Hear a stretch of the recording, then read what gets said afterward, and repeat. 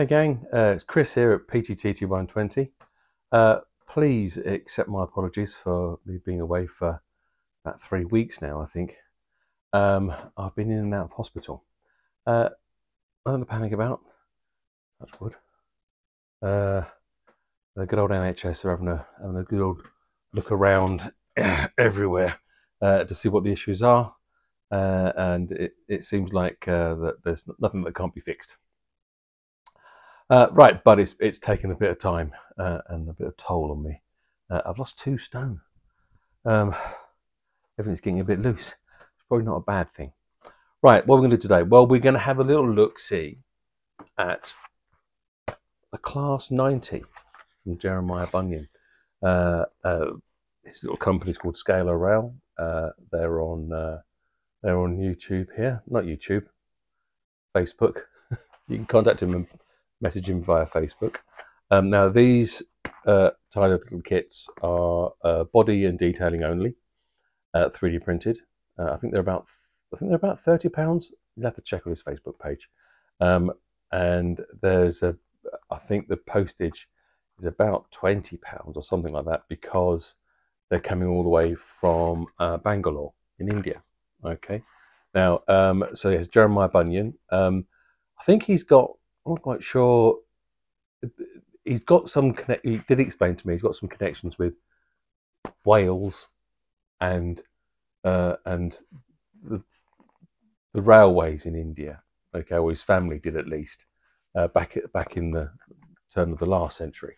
So that's what he's always been into, British outline, because of that British connection from over 100 years ago, and also with family that's always been involved in the railways.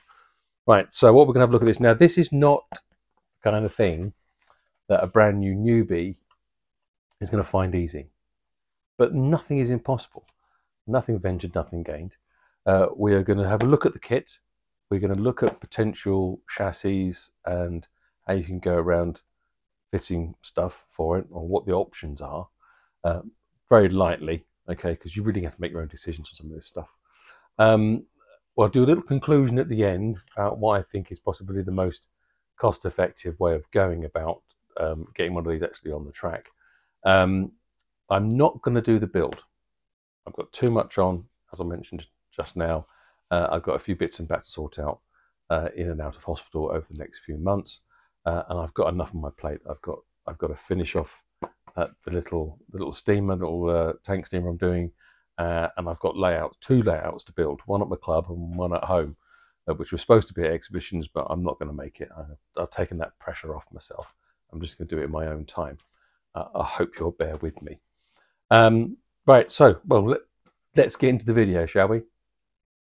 Hang on, almost forgot the point of the video.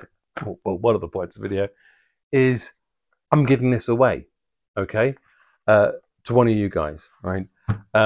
You need to be a subscriber, okay, and you need to comment below. You need to give me a like, and also you need to comment below saying, yes, please, Chris, I want a Class 90. Okay, it's only, unfortunately, open to my UK subscribers because of just the cost of the postage to anywhere else. Okay. So that's United Kingdom subscribers, including Northern Ireland.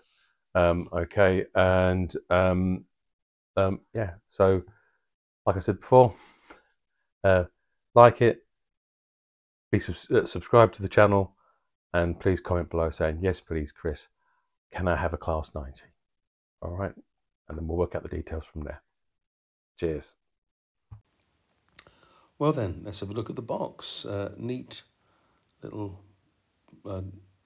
display on the front there from Scalar Rail. Nice little black box, and inside, okay, so it's a hot wire cut polystyrene padding, but it'll do the job, no doubt. We've got some nice little, let's try and focus it. So there's the buffers and the vacuum pipes. I think nice little set there. Okay. Finally got it in focus. Right. And in the other bag. I'm sorry, it doesn't seem to be, my focus doesn't seem to be working very well. And here are the, too close, Chris. These are the details for the buffers, rather nicely produced. Okay, not buffers, bogies, you know what I mean. And the box underneath. Now, this one has got distorted a little bit, but as you can see, if I roll it over, yeah, it's a little bit distorted. But I think a bit of heat, hot water, you should better bend that back and let it cool down in its fixed position. There should be no problems there. We'll pop them to one side, put out the little polystyrene wedges. Let's get the logo out, the body out. Now inside the body here, let's try and find the focus point. Right, so we've got the two types of end that you can have for these. I can't remember what the detailing was for the reason for those two. I know one of you will know, and Jeremiah will no doubt tell me, but there you go. Let's pop them back in the box, shall we? That's enough for that. Let's have a look at this body. Come on, chop chop, Chris. Okay, right. Superbly detailed on the end, and although you see a lot of lines on the side, it is really quite smooth.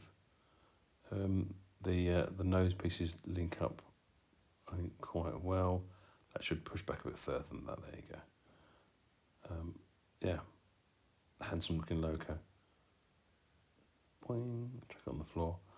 Styrene stuck to a little bit. Now I think Marbon was one of the prototypes. I think since this, it should be a lot cleaner and a little less bowing.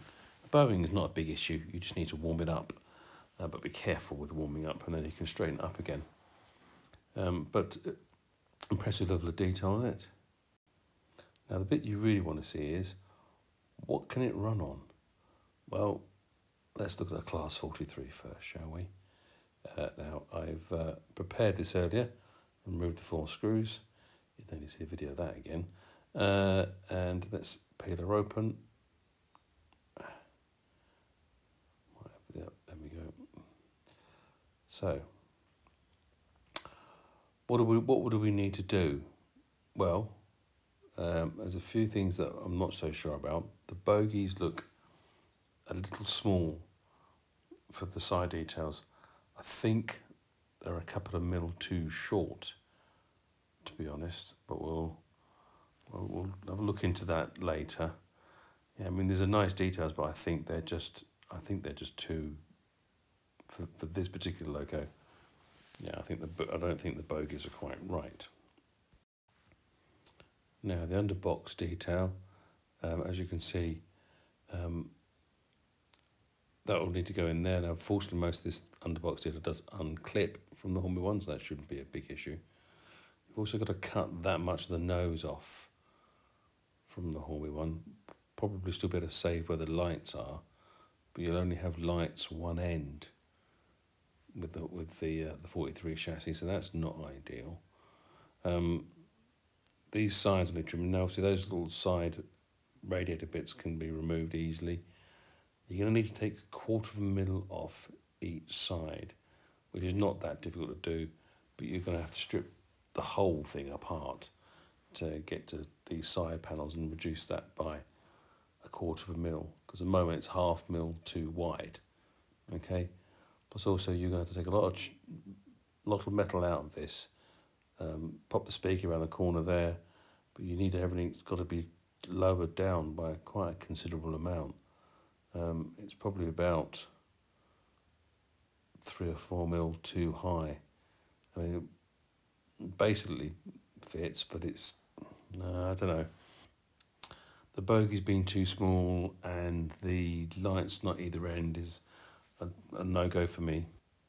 So what's the alternative? Well, there is Pico's Flixtrain, and there's a number of different liveries on there for this. So let's have a look at their chassis. It's quite chunky and quite tall, mainly because of that motor.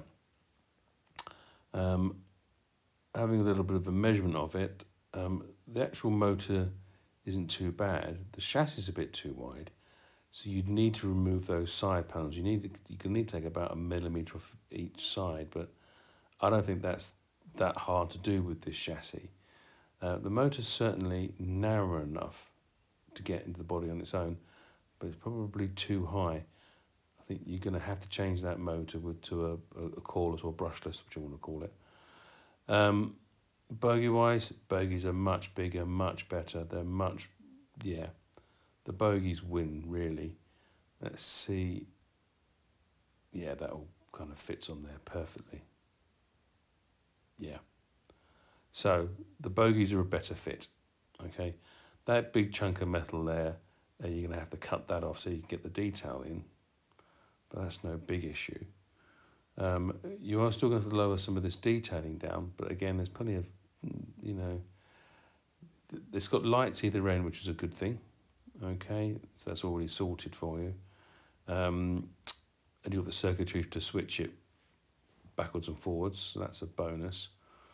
Height-wise, I think the biggest problem, as in with unlike the Class 43 where we've got to remove everything, the only thing that's really an issue with this, I think, is the motor.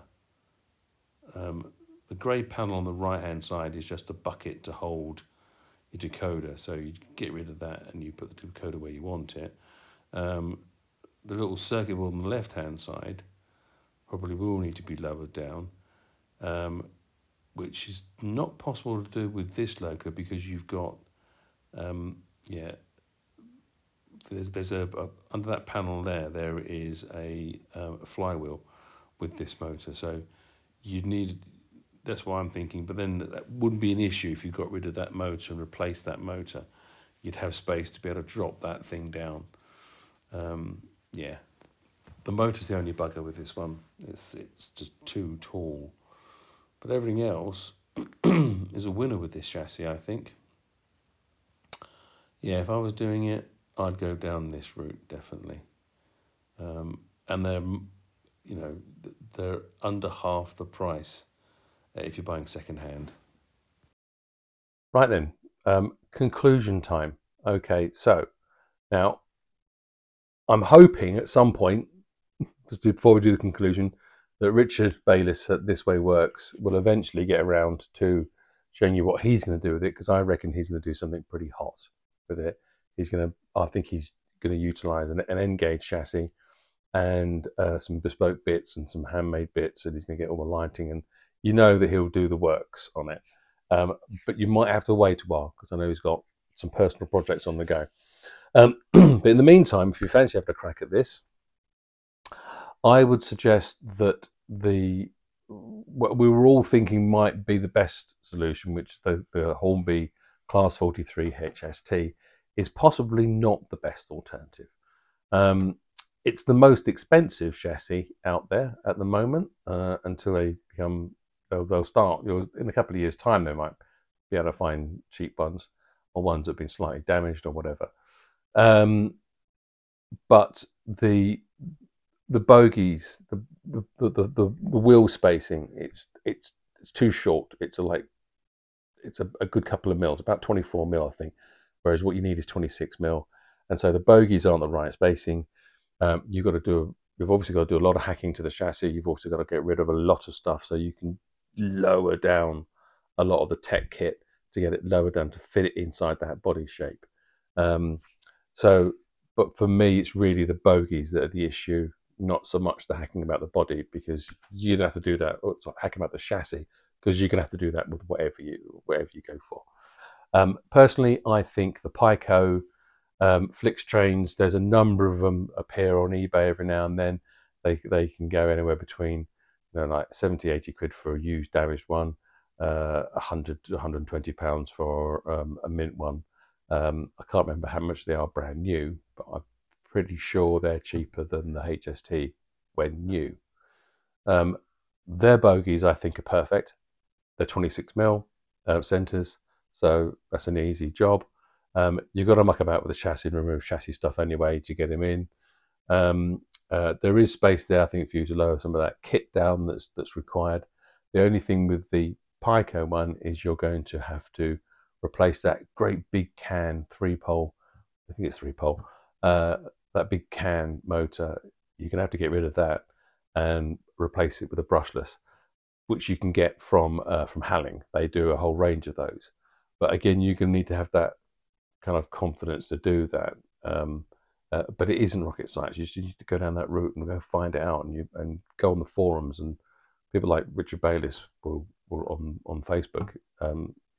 He'll, if he can, he'll help you or point you in the right direction.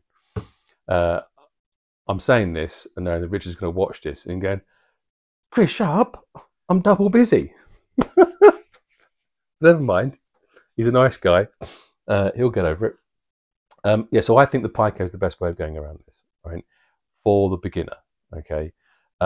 If you really want to go down the route of almost scratch building, then get onto that Halling website. They do some cracking bogies, and I think they do a couple of power bogies where you have power to the actual bogies, but the issue there is, of course, that they're not. I don't think they're particularly powerful. They're good for a couple of DMUs. If you want to pull a big long rake, you're going to need a central mounted motor with the geared bogies, which they also do. So that's all there. What we didn't discuss, and what I probably should have discussed earlier, is about why would you bother going down this route of a 90 anyway? Well, apart from the fact they're a stunning locomotive, check out Bachmann's Swallow liveried. I think they call it, is it the Financial Times or something like that? But it's basically the Intercity livery, the Swallow Intercity livery. That would go very well with, I believe, the Mark IIFs, or maybe the Mark IIIs with that Intercity logo. So you have another logo to pull, that kind of stock. But also the Class 90 was obviously did a lot of freight work. So you got them in the Freightliner outfit, and you've got a whole bunch of different. Google them. There are lots and lots of different liveries for the Class 90. It's a gorgeous looking loco. I think only beaten by the 91, which is more of a personal favourite of mine. And that's about it, really. I think next video hopefully will be me finishing off that that little tank loco. So in the meantime, please don't forget to like and subscribe, ring the little bell, and poke Peachy in the face and all that stuff, and whatever we do with videos. Okay, all right. You take care, and I'll see you soon. Cheerio, bye. And that's all there is to tell. I'll be on my way now, sir. I've got urgent business in the south. I have to meet a man at Marlborough Junction.